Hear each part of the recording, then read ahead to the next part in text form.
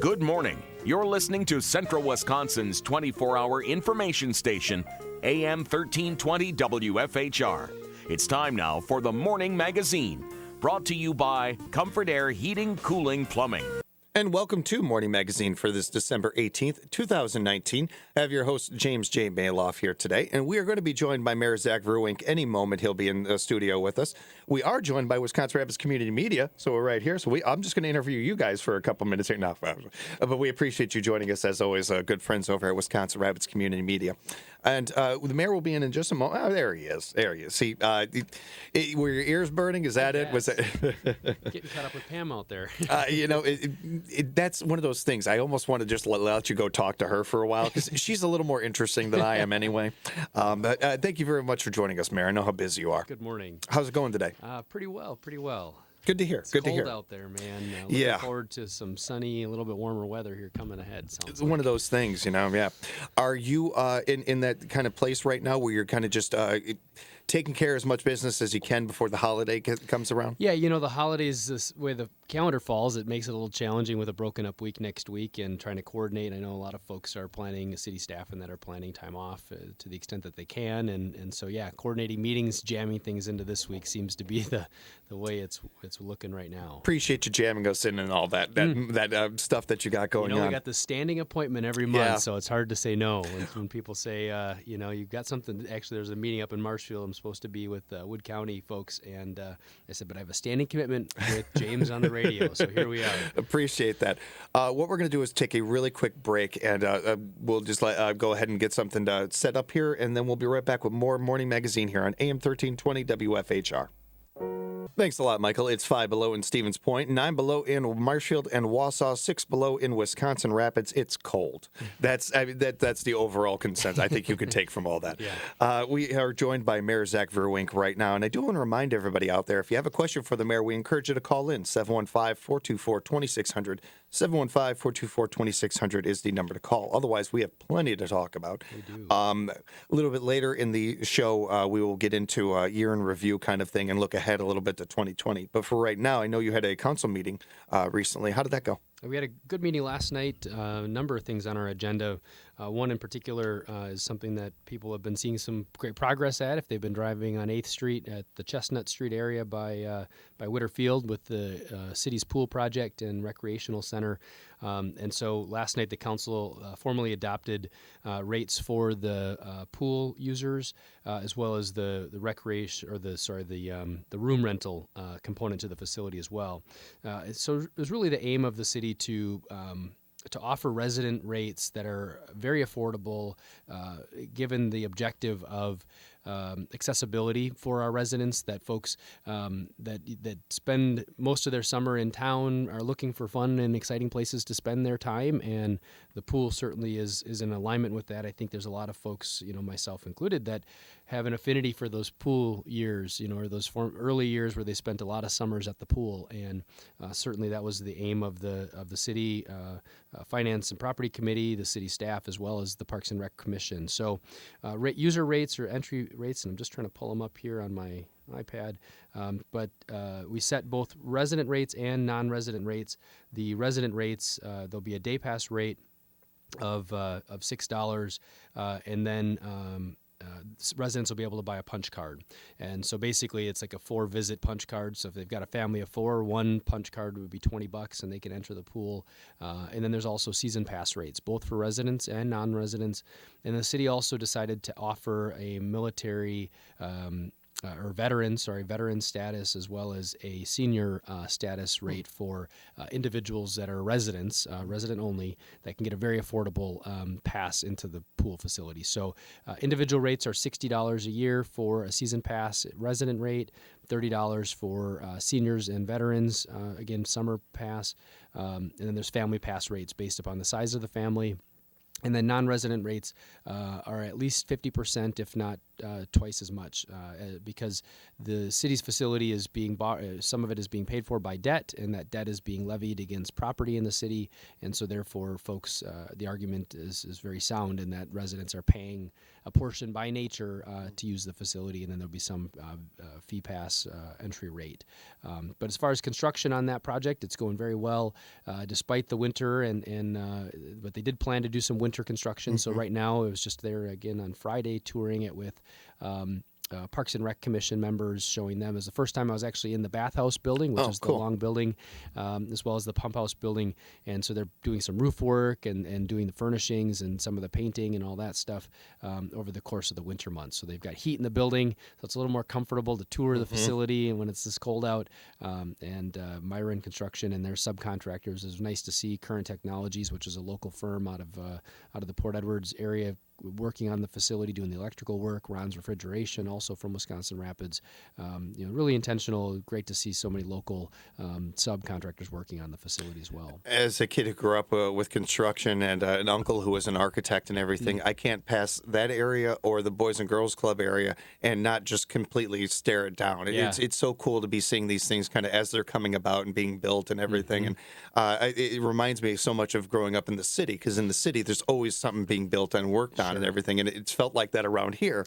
And it's exciting. It's just it's kind of fun to see these things happening, and we were talking about it for a while, and now we're starting to see this stuff we're getting closer and closer to it. Yes. When it comes to those rates, I've always been kind of curious about this, because you guys don't just pull these numbers out of the sky or anything like that. How do you come to these numbers, as far as rate and that kind of thing? That's a great question.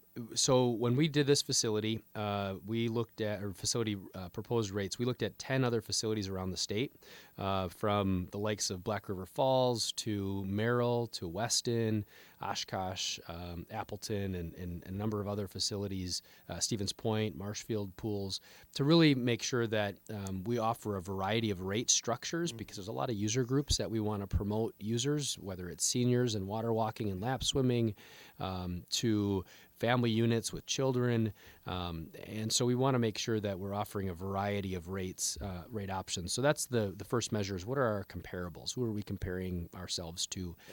As far as rates go, somewhat of it is a function of cost to operate the facility, right? There's that reality. Got to keep the lights on. Yeah, absolutely. And then there's a component of equity and access, that our residents get primary access. The city is building this facility. We want to make sure that it's not overcrowded, which could be a contributor from non-resident use. But certainly we want to welcome them, because there's a fee revenue associated with that. But it's kind of a balancing act in that. I was going to say, it's a real balancing act, that one. Yeah. Is that kind of the norm for when it comes to any kind of things you guys are setting up prices for, looking at that end of it? Because I know, talking with our friends at the Boys and Girls Club and everything, one of the big things that comes up every time, whether it's off air or on air, is affordability, and how important it is to them that when this new facility gets open, it's great that we've got it, but they want to make sure that people can use it. They want to make sure that they're that balancing act again of, we got to keep the lights on, but we also want to make it affordable for everybody in this community, up and down, whatever your income base is. So that's got to be a difficult thing to kind of be sitting there, especially for you guys at the position that you're in, where you got so many people to think about. The Boys and Girls Club, it's tough on them too, but they've got it's a similar thing where there's no real age range that's specifically for the Boys and Girls Club. It's for everybody. You guys deal with that in the city office as well, where you're dealing with a lot of people here, a big community, and a very wide. Rapids especially has such a vast age range of people, and people that are looking for things to do and such. And particularly because it's a publicly invested facility, right? There's actually public dollars. I think that's the thing with the YMCA Boys and Girls Club project. A lot of folks are asking, where's that money coming from? Well, it's not actually coming from the taxpayers, right? The taxpayers individually are making contributions to the facility, but there's not a public dollar that's invested in there directly. And so, as we think about our service area, the population that we're wishing to serve, I know the Boys and Girls Club has a very affordable membership for all, YMCA is a membership for all program that is based upon maybe a sliding scale of somebody's affordability aspect.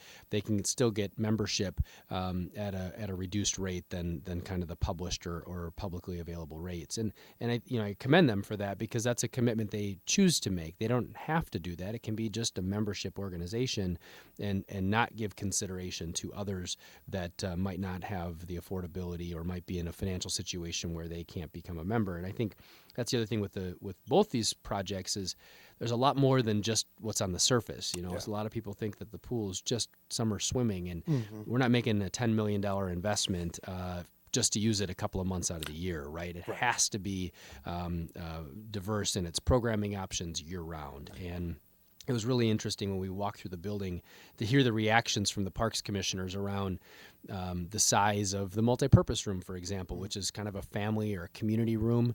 I think the capacity is under 100, but you could squeeze 100 people in there. It probably wouldn't be the most comfortable, but it'd be a great room for community members to rent very affordably for family gatherings, family functions, birthday parties, that type of thing, all right at the pool. And that space is available year round, not just in the summertime. And so as we think about rates for our cabanas, which are, again, outdoor kind of open air shelter covered spaces for folks to be able to rent for the same uses, we want to make sure that residents, number one, got the priority, and number two, it was very affordable, because we want to add another option for birthday parties for youth and for families to gather and to congregate. I'm a big fan of the Olympics. Yeah. I look forward to it every 4 years, or the summer, the winter. I watch it all. But one of the things that I hope for, like cities, like some years ago when Chicago talked about getting the Summer Olympics, I didn't want them to get it. I don't want that to happen. I don't want Rapids to ever get an Olympics. No. You see them build these stadiums and everything, right. And then 5-10 years later, and they're for wild animals. They're the only ones using apart. it. Yeah, right. Uh-huh. So in a broad spec, I'm so and I know from talking to a lot of listeners out there that they're happy about this too. That this was something that you guys thought of. Mm-hmm. That we unfortunately don't get that many months of summer and everything. So great as a water park is and all those kind of things, how much money are we going to be able to really make from it, and how much use are we going to be able to have in just a couple months? Yep. So to think big picture like that, it goes so far for not only this community, but I think I would say for you guys over there too, because it's got to feel good to know that you're working with people that are on that same page. Mm-hmm. Everybody gets it, that it's great to have immediate satisfaction and everything, but we're looking big picture here. We're looking for things that are going to be good in 20 years from now. And Absolutely. that kind of stuff. Especially an investment like this, and the life expectancy of a facility is no less than 20 years, certainly. And whether it's annually setting aside through our financial pro forma that we're setting money aside for a maintenance reserve, something that the city hadn't generally done before. We do for a lot of like our public works fleet, when we're replacing dump trucks and snow plows and lawnmowers and our fire engines and that sort of thing. We have a replacement account for those types of things where we save up over time, so we don't have big spikes in tax rates. But our pool and some of our recreational facilities haven't experienced that, and some of it is just budget constraints. Sometimes we just can't. But we know that this facility is be very popular in the beginning, and it probably will be popular for a while.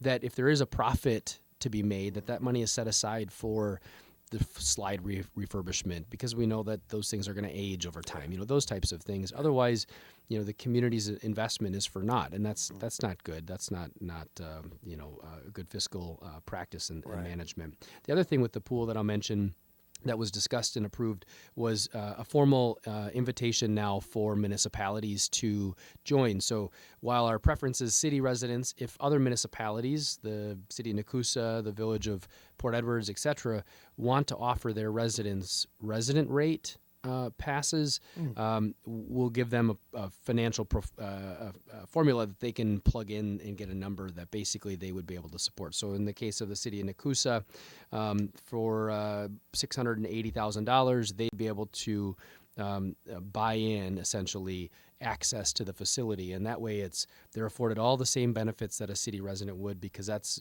generally the formula is based on per capita, so it's fair and equitable for their residents. So we're going to be inviting other municipalities to discuss that at their board level and answer any questions, and it's our hope that from an administrative standpoint that we're not picking pitting resident versus non-resident against each other, and it just makes it a little bit easier for everyone involved. Well, and when you live in areas like this, I've got friends in Nakusa, I've got people that I know in Point. Yeah. We all have friends and family in areas, other cities and stuff like that. So it makes sense, and it also, I think, goes. It's a smart investment. The money side of it and everything can't be taken lightly, and it's a very smart move to offer these in everything. But I also think that there's got to be a little bit more of this going on, where we're getting over the rivalries are fun in sports and everything, but when it comes right down to it, is there we're all in basically the same we're not in the same zip code, but we're on the same page. We're all on the same team here and everything. And to get our residents in Nakusa, to get our residents in Port Edwards and everything, and show that we're all kind of connected a little bit more and connect us a little bit more. And if it's a water park that does that, fantastic. I don't think we can get enough of that in this day and age. Yeah, it's fun again, in sports to have the rivalries and everything like that. I get it, but as far as like citizens go, I've never quite understood the butting of heads of one town and another when really, we're right next to each other here. And it's not just here, certainly. It's all over in the Midwest and all over in the country and everything. Right. But to kind of bridge that gap a little bit, I think that's a really cool thing for our communities too. Because again, we all have relatives or friends or something like that are in these other areas. Just makes sense. That's right. Yeah, we all drive the same streets, use the same library, shop the same grocery stores. And I think one thing for us, or that always sticks out to me, is nearly half of the community's population doesn't actually live in the city. Right? The city is representative of 18,000 formally, but in the region, in a region of 35 to 40,000 full-time year-round residents. When half of them live outside the city, we have to collaborate, and it just makes sense to be able to do so. And we do in a lot of ways, besides, the recreational stuff we're talking about. Right. It's a really good point. It's a really good point to make there. And I have to say that whether it's the why we're talking about or the new water park or anything, the affordability is appreciated by so many people, and that you guys take that into consideration. And especially for those of us that work in radio, that even we can afford it and stuff. Right. I know that you also had some special assessments that we wanted to get to. Yeah, so every time the city does a construction project, it's the city's practice, and it's the practice of cities all across the state and probably the country, in every geographic corner of the country, that the residents adjacent to a street improvement are assessed for a certain portion of those costs. And it's not 100%. There's a various, whether it's street surfacing, it's a portion, curb and gutter, sidewalks. And so last night there was some housekeeping on one particular item, and then some discussion on the others.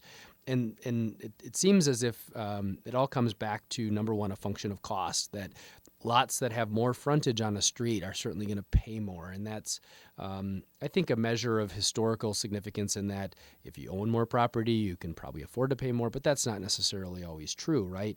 And so whether it was High Street in the case of last night and putting sidewalks and some other things, the city's practice, at least in the recent number of years, has been to assess 100% of the concrete costs for sidewalks to the property owner. Now, in the case of High Street, many of these residents did not have sidewalks before. And I think we all, many can agree that it's on a school route. This is the route that these kids take to get to Meade School or get to other, and it's not just kids, it's seniors, it's families that are walking to the grocery store, over here on West Grand or whatever it might be. The trouble is paying for it, right? Yeah. And so some discussion last night was, well, why don't we consider taking an alternative look at sidewalks? And certainly I agree. I think, as somebody that has sidewalks and somebody paid for them before me, it's not so much an issue personally. And I think a lot of folks in our city, but we've been putting sidewalks in areas because residents have asked for it.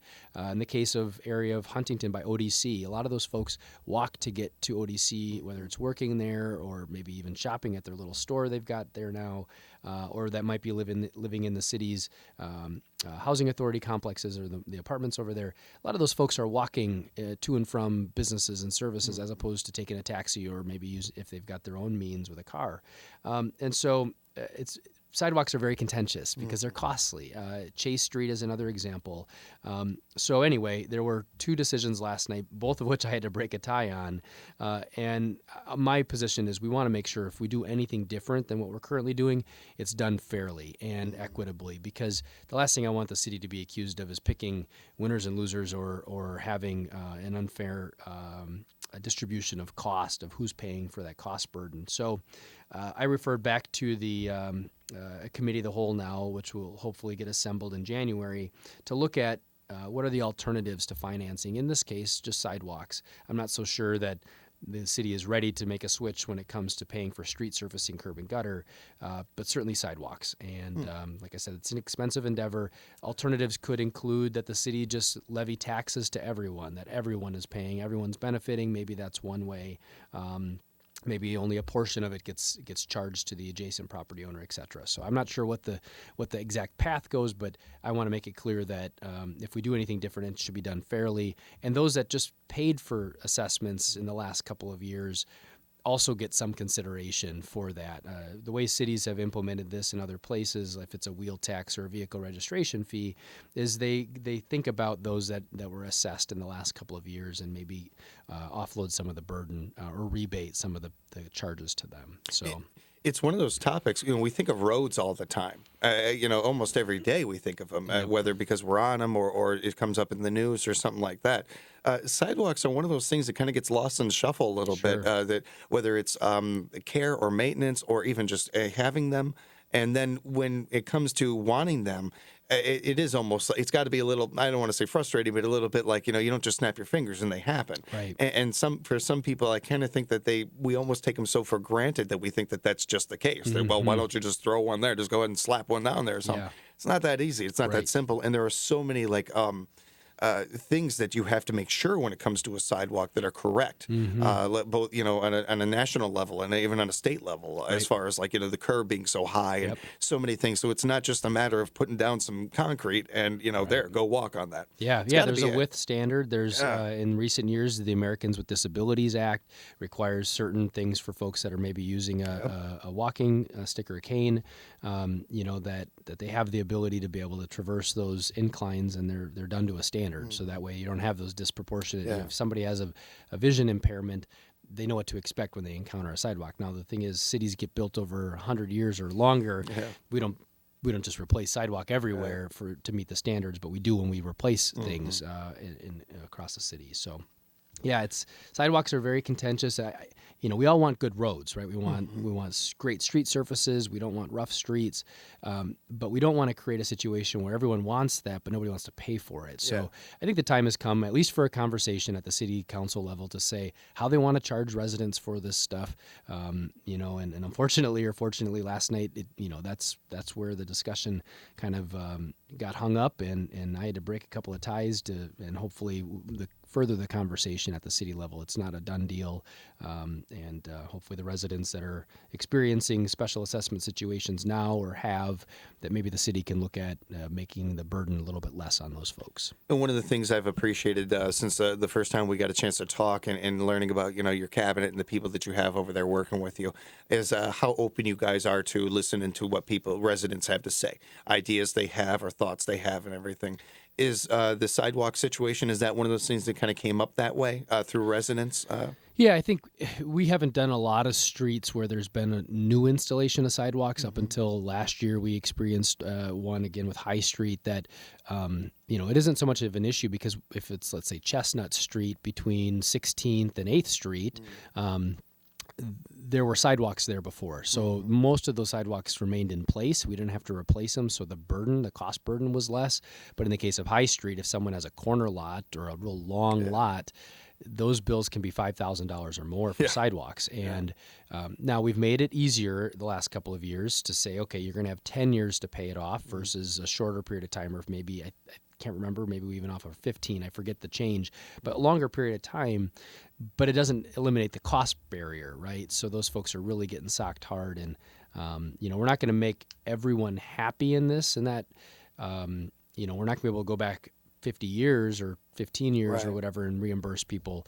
But we can at least have an understanding going forward that maybe our ordinances are more modern and we're just more sound in what that looks like. So, Well, in sports, they always say a good trade is one where both sides are both unhappy and happy. yeah, I mean, yeah. because nobody's ever perfectly happy in a trade, in a good trade, a good situation, and that's how taxes can be. That's how a lot of these kind of things can be. You're going to ruffle some feathers, but you're also going to make some people happy, and it just goes that way with a lot of different subjects. It is not an easy thing to be sitting there. And I don't mean to make it light live or anything, but it is one of those things that's why you're there. That's why you're in that position and everything. So, and same with a lot of the people that you bring in with you to your cabinet and all. We were speaking with Mayor Zach Vruwink, and a big thank you to not only the mayor for joining us, but our friends at Wisconsin Rapids Community Media for being in with us. I want to remind everybody that the phone lines are open, 715-424-2600, 424-2600. Be sure to get your questions ready, and if you feel like it, give us a call, and we come back from break if you'd like, because we are going to take a very quick break, and we'll be back with more with the mayor right here on Morning Magazine, AM 1320, WFHR. Good morning, everyone, and welcome back to Morning Magazine for this December 18th, 2019. We're speaking with Mayor Zach Vruwink for the whole hour today, and I want to remind everybody, if you have any questions for the mayor, feel free to call in, 715-424-2600, and a big thank you to our friends at Wisconsin Rapids Community Media. Before we dive into like a year in a review kind of thing, was there anything else that you wanted to touch on before we dived into that kind of stuff, Mayor? From last night's council meeting, no, that we really covered the meat of it. I mean, there's a lot of other business that was approved in that residents and listeners may not find all that interesting. If they want to catch the council meeting, it's on Facebook as well as YouTube and certainly on Wisconsin Rapids Community Media and on their cable channels. So check it out if they want to see the entire meeting. Since you bring it up, that's one thing that I think has always been really unique and pretty downright cool about our situation here in this area, because honestly, as long as I can remember, there have been council meetings on public access. It's something that's been going on for a long time. Yeah. And I always appreciate that transparency, and I think that a lot of us can get behind that kind of thing. For you and you at your office when you guys came into this, we've talked about it, that we've touched on it before and everything, but how important was it to you to make sure that not only you kept doing that, but you found different ways with social media being what it is now and the change that's been in the past 10, 15 years, to be able to do that, to be able to not only be in touch with people during coffee meetings or city hall meetings or something, but also just accessibility 24/7, really. Well, when it comes to meeting residents where they're at, right, it's about making sure that it's not a barrier. It's great for people to come to a public meeting, and I love to see new faces. Last night we had a Boy Scout troop that was at the council meeting. It's great to see that, but we recognize that not all residents, one, can physically be there, two, that have other commitments, and our world is much more on demand today than it was, say, when public access was created. And so it's neat to see, number one, that public access is still relevant. How many years later? It's still very important. But public access has expanded beyond just cable TV, right? That our TV channel is a channel within the multimedia that our department considers. So certainly getting the city on social media was important. And then when they rolled out Facebook Live a couple of years later, after I said, hey, let's get on Facebook, well, great, now we can actually run our meetings live on Facebook. And while there's technical issues occasionally, by and large, it's a great venue for people to jump on and watch those live or watch them on a replay basis, or scan through quickly and not have to sit through an entire meeting. There's all those capabilities.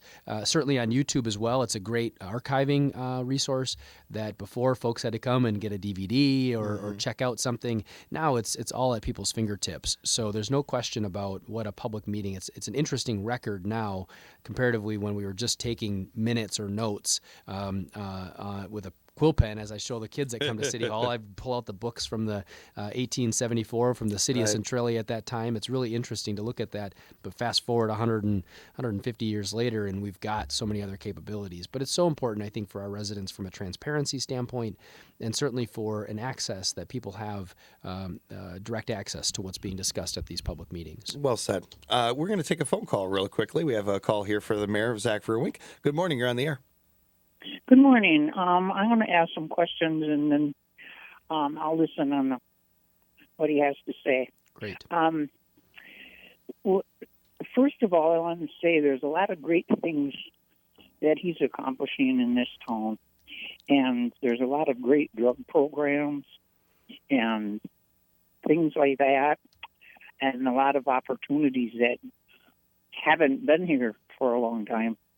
But my question is, it's common knowledge that there's a lot of drug activity in this town, and I'm wondering why there isn't a treatment facility or like a shelter for homeless people that are standing, and like a guy was standing at Walmart begging for food because he was so hungry out in the cold. And I'm just wondering, because people have to go out of town, most of them don't have a way to get there, or it's easier for them to avoid going, where if they were in town, things would happen quicker and better. And with inviting all these new people to come in, there may be some bad apples coming in too.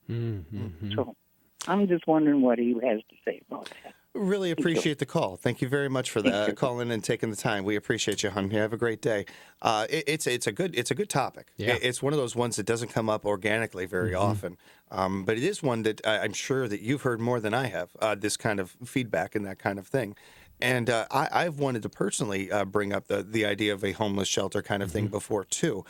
One of the things that I know comes up when I've talked with other officials about this and everything is that, and this is probably like 8 years ago when I first brought that kind of thing up. It was, we don't have that big of a homeless population, so we want to help those people as much as we can, but it doesn't make a whole lot of sense to build a building for 100 people when there's 3. That kind of, and I'm not trying to be cold-hearted about this, because this is one of the most important subjects in the world to me as far as homelessness, but being realistic about it. Yeah. So for you in your office, when you've gotten those kind of questions, how have you guys been kind of dealing with this and combating it and everything? Because it's a really good question. Yeah, the caller had a lot of great points, and thanks for the call and some of the reflections.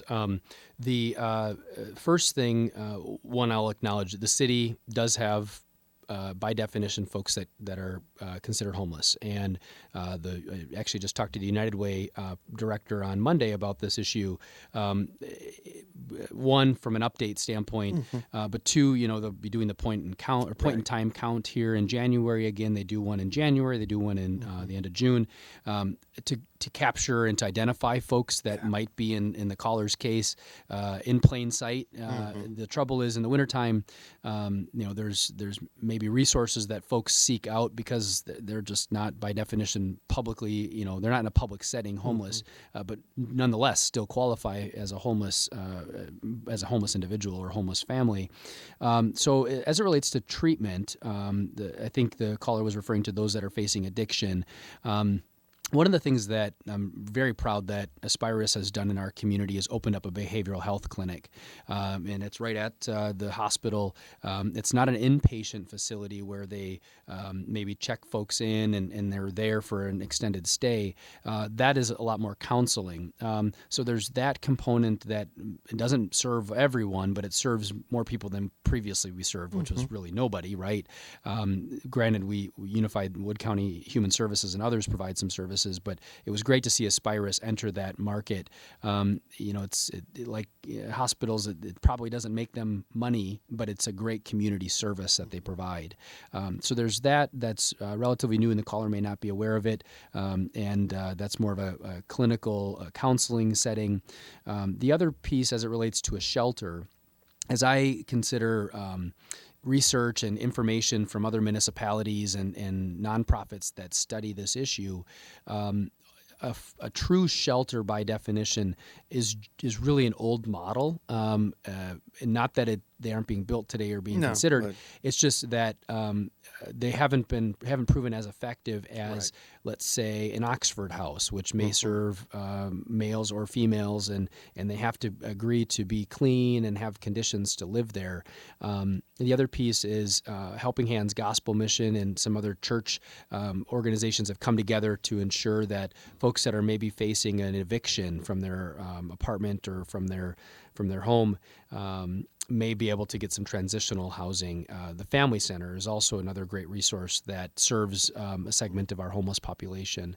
But I think there's always an opportunity if there were unlimited resources to serve more people. And the trouble is, what are the most effective means? And I really appreciate the caller's question around treatment, because it's those types of facilities that are really the most effective in getting folks connected with a job, getting folks connected with treatment resources to be battling their addiction. But I give our employers a lot of credit too. Hotel Meade, for example, works really well with drug court.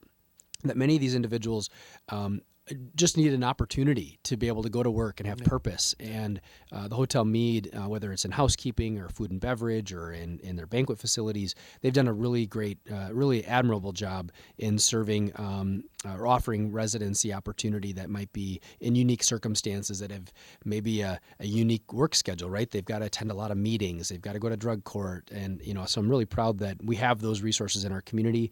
But yes, there is an unserved population.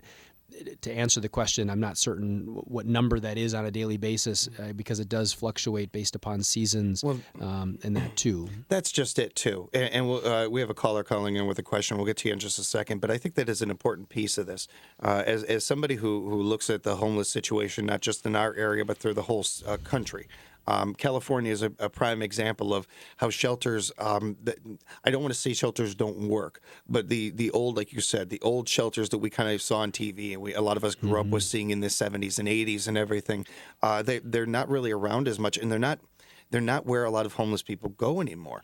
A lot of the homeless situation has been taken on by a lot of individual places, whether it is a local church or a United Way or a Boys and Girls. A lot of those kind of organizations, nonprofit, thank you, have really taken the mantle of doing that now. And it's not to say that that's on anybody in this area. I'm just saying nationally that is one of the things that has happened. And when it comes to whether it is that topic or it is dealing with a drug situation, a drug problem in any community, it is such a gray area. It is such an area where I talk with Sheriff Becker about this all the time. It's something that we all want it to be better. Even people that are dealing with those issues want things to get better in this area. It is something that is not going to, as quick as it can happen to an area where they can have an influx of a problem, it takes so much longer to actually figure that out. How do you take care of this problem? How do you assess this problem? We don't want to go back to the 80s where somebody did something wrong and we lock them up for 30 years. Like that doesn't solve anything. Right.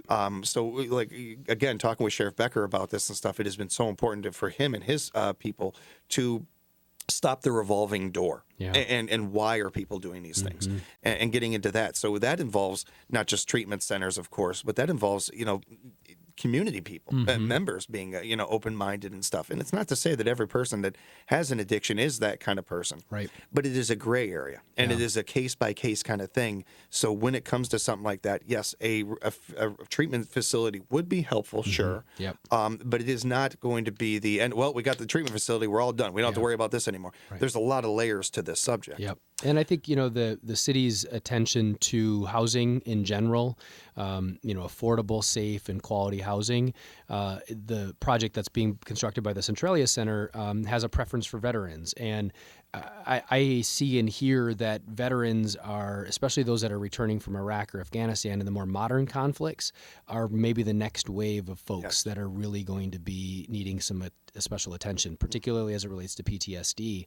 And so working with our veteran service officer, Rock Larson at Wood County, to make sure that he's aware of these other housing projects. Another entity in our community that's kind of below the radar is Inclusa, and they work with a lot of folks that might have a disability and again might face a barrier to housing. And I've been talking with those guys because it's really important that those perspectives are reflected, that as we're considering promoting this area for more housing or talking about the housing crunch, that it's not just those that are looking to rent and that are working. It's also those that might have a disability that prevent them from living and owning their own home or something. So I think, housing is a very intricate and homelessness is a very intricate issue with a lot of threads to it. Yes, absolutely. And whether it is that organization you were just talking about there or Aspirus with their program, some of these things are a little newer and some of them we're getting the word out yet. It's up to all of us to kind of spread the word about these organizations and these different things going on,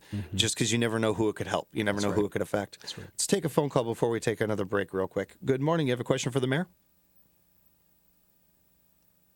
Good question. No, might have lost him there and everything. And please, you're welcome to call back, or next time we have the mayor on, you're always welcome to call. We will get that break out of the way, though, since we have a moment real quick. And when we come back, we'll have more Mayor Zach Vruwink on Morning Magazine, AM 1320, WFHR. 7 below here in Wisconsin Rapids, where you are joining us on Morning Magazine. We have Mayor Zach Vruwink with us, and a big thank you to our friends at Wisconsin Rapids Community Media as well. Mayor, this past year has been incredibly busy for you guys, as every year is, I know, but this year a little bit more than others, with so many things looking ahead to 2020. Yeah. We talk about this in football all the time. You know, you got this game this week, but you're looking ahead at the game that you got the next week and stuff. How important was it for you and your staff to make sure that you kept your eye on the ball? That, you know, as exciting as 2020 is, we got 2019 to deal with here. We still got work to do. So how would that go for you guys this year? Yeah, I guess to keep with the sports analogy, you know, if we're walking into a game or a season, and this calendar year being the season, you know, we have a plan, right? We're gonna reconstruct East Grand, and it's gonna take this many resources and this much staff, and we're gonna use state resources, so we're not having to dig in our own pocket so deep. You know, but then we have a few curveballs. The July 20th storm being one of the major curveballs that the city incurred $700,000 worth of labor and cost to have to remedy that storm. And, you know, so we're dealing with the aftermath of dealing with FEMA, and I commend our staff because it's required a tremendous amount of attention to detail and having to set things aside. And I think that's the balancing act that we all play, is assessing, okay, you know what, we set the year, we were going to do these things, we just didn't get to some things, and we're going to have to look at next year. There's only so much you can accomplish in a given year, and unfortunately, I think our residents, trying to balance impact to them, that they're not going to be adversely impacted by this, you know. And then we have curveballs like weather, right? And an early winter prevented us from finishing up and closing up the Chase Street project just south of here, and not too far. So it's things like that we have to adapt, and we have to come to terms with, and we can't get too stressed out about it. So I think, you know, our staff do a great job of trying to balance people's well-being, that if there is a moment where we're pushing people too far, that, you know, maybe we just take a pause and say, you know, it's not worth the human impact, losing a staff member that says, you know what, I'm done, this is too much for me. You know, as public employees, we all have a tall order to balance the needs of the residents and their expectations, but also the needs of their supervisors and maybe the priorities that I've set. But we also have to assess, and that's something that, given this year, you know, it's been a lot of public construction projects, whether it's, again, East Grand or Chase Street, or the public works, or the aquatic center development, that the city had to oversee, the closeout of some wastewater projects on the city's west side with the lift station and river crossing. I mean, all of those things, you have an identified schedule where you hope to get things done in an ideal case, but there's always shifts to that based upon some of these unknowns that might come into the picture. But I'll say that, you know, it's been an incredible year. You know, from a construction standpoint, we had last year we had one of the highest levels of net new construction again, and that is so beneficial when we're thinking about trying to keep tax increases at bay or non-existent. But, you know, commend the private sector. They're really making investments in this community, and businesses are taking risks, and small businesses and individuals that are saying, you know what, I've thought about this business idea. I'm going to take a risk and open that maybe it's a small art shop in Rapids, or a little bakery downtown. You know, those types of things. It's been really encouraging to see people's confidence, you know, take hold, and their financial risk on the line. You know, this community, if it were a dying community, these people would tell me otherwise, right? But they don't necessarily agree. Yeah. We're going to take a quick question here. We only have a couple minutes left to show, so I need you to be quick with it. But what question do you have for the mayor today? Yeah, I'd just like to congratulate the mayor on the appointment with the League of Municipalities. I think that's an accomplishment for somebody from Wisconsin Rapids, or just Wisconsin Rapids area, to be with the League of Municipalities. Well said, and appreciate the call, sir. And quit looking at my notes, because that was the last thing I wanted to end on that. Great job by the caller there. Great job, thank you. Appreciate that. But yeah, I did want to mention that. I mean, congratulations, because it is not only deserving, but it has got a. we don't get to take a lot of pride in our work often. We're too busy working. Right. We're so busy moving, and especially, just sitting here thinking about like this year in review thing and the amount of things that come across your desk and that you deal with and all the different subjects and different, I mean, it is an insane amount of stuff that you have there. So when you get one thing done, you probably don't get to feel very good about it for very long before you got to move on to the next, just because of time and what the job requires. So to be able to take just a minute here and appreciate that, because it is certainly an award to you and well deserving. But I imagine that for you, it isn't something that you when you look at it, it's something that you didn't just do on your own. Well, and I think it goes back to my commitment when I sought the position in 2012. There were a lot of opportunities for the position to require it requires a lot of energy, right, and a lot of attention in a lot of areas, and a lot of balancing and keeping things straight. And I hope that I've been able to offer this position and meet that pledge or exceed it in areas. And certainly the caller's point about assuming the president of the League of Municipalities Board of Directors, that it wasn't something that was ever on my radar, something that I aspired to achieve. But when it met my objective of representing the city externally, that when we get a chance to sit down with the governor, either the current governor or the previous governor, or sit down with members of the legislature to talk about the concerns of this place, the large communities always get a seat at the table. It's the smaller communities that don't always. And whether it's representing the city and certainly the greater community, we have challenges here that are unmet that we haven't been able to overcome or we're working on, and they're going to be some time before we address them. And if that venue offered an opportunity for me to represent this community and work toward those challenges, it was something I was willing to do. And certainly I appreciate the board's confidence in electing me, or actually the membership of the 600 cities and villages, in giving me that vote of confidence. You mentioned something about businesses, opening up new businesses around here and making that financial investment, and that they wouldn't do that if they didn't see a positive in the area, growth in the area, that kind of thing. And I thought that was a really good comment, and it's something that I think a lot of us feel good about and stuff when we see that happening wherever it is. The same can be said for yourself in this position, because you've been doing this a while now. You've been doing it long enough to know the aches and pains and the positives of it and everything. You would not be seeking another term if you didn't believe in this area, if you didn't believe in what you guys are doing, and that there is still work to be done. Right. I think most people like to play Monday morning quarterback. Yeah. Whether they're looking at literal quarterbacks or they're looking at the mayor or any city council position that it comes to. I could do that, or I could do a better job, and that kind of thing. It is a whole different game when you're actually doing it. Yeah. And what you have done and what you have done in the time that you've had with this, it really speaks for itself. And for you, looking ahead to 2020, not just with all the great things that are going to be happening in this area, but certainly with that part of things, because that's a part of your year ahead and everything. Is it something that when you think about investing your career, your time and everything, you feel very confident about, that you're looking forward to? Yeah, I think there's a level of momentum, and sometimes we get caught in the negative inertia and the negative energy where, gosh, this place doesn't have a future and it's not exciting and there's nobody making investments. That is absolutely not true today. Yeah. And I think that gives me more confidence and more excitement going forward, that there is such a level of momentum that has started, and I'm hearing in a lot of conversations in the private sector in particular. Just this morning, some developer sent me some plans they'd like the city to consider and bring forward as we go into the new year. I'm like, man, those are, you don't have those days every day, and that was a good email to open up, and so I think it's just there, and these are outside investors that are, again, willing to put their time and money on the table to make this place a better place or provide a service or employ people.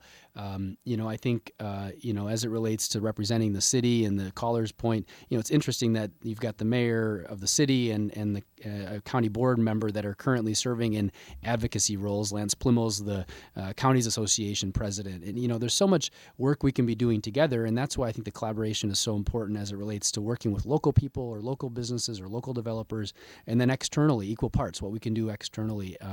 The position requires a tremendous amount of energy. And I'm so proud and honored to be able, and it's really a privilege to provide that time and commitment. I'm just celebrating my 32nd birthday between our last radio show and this one.